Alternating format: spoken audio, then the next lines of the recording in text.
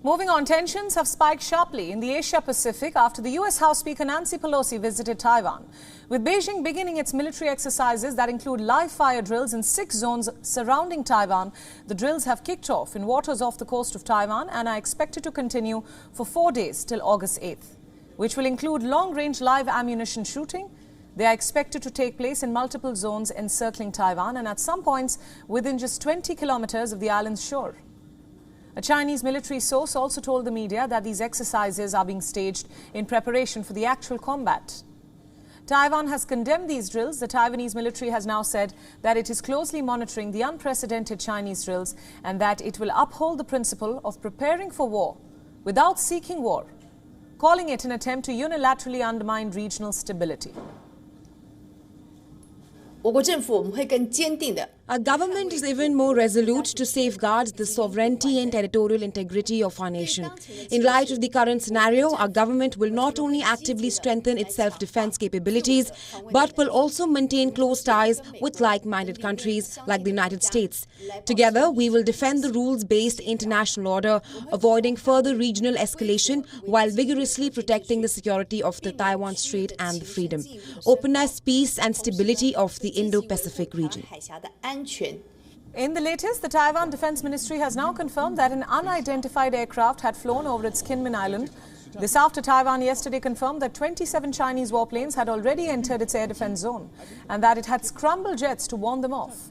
Taiwan's Maritime and Port Bureau issued warnings to the ships to avoid the areas being used for the Chinese drills, with the Taiwanese cabinet confirming that the drills would disrupt 18 international routes passing through its flight information region. As tensions escalate, the group of 7 nations condemned China over its aggressive stance.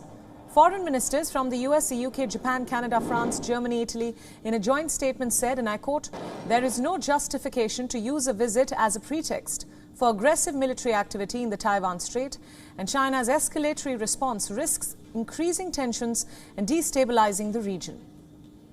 Meanwhile, the White House also warned China not to turn Nancy Pelosi's visit to Taiwan into a crisis, warning that the US is ready to meet any challenges by Beijing in the region.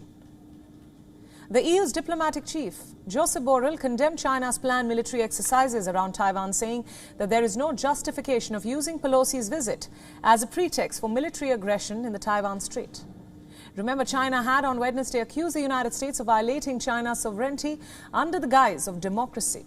The Chinese foreign minister in fact warned of relevant, resolute, forceful and effective measures.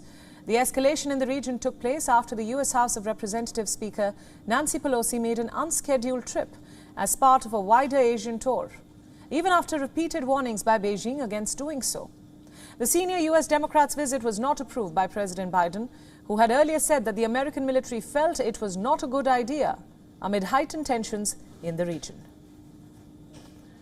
For more, our correspondent Patrick Falk has sent us this report from Beijing. Let's listen in.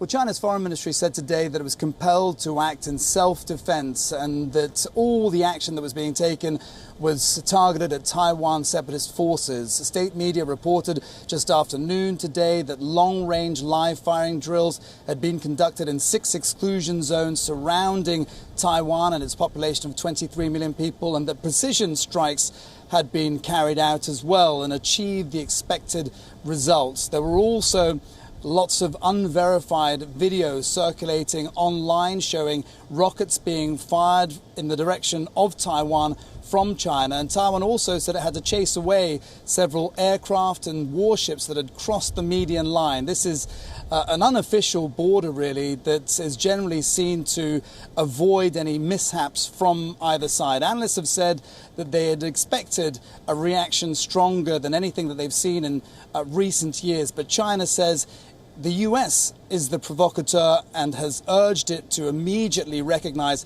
the One China principle. WION World is now available in your country. Download the app now and get all the news updates on the move.